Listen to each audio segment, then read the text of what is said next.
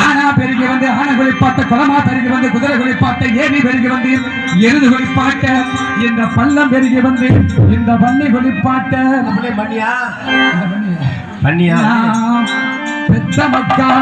தான் பெத்த மக்கா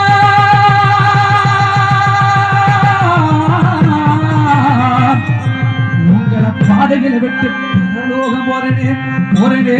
போறேனே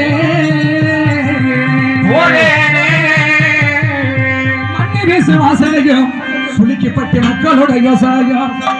சின்ன பொண்ணு பாட்டில தான் கேட்டு சீமையோட உயர் இருக்கும் ஏல குருவினது எங்க கூடாது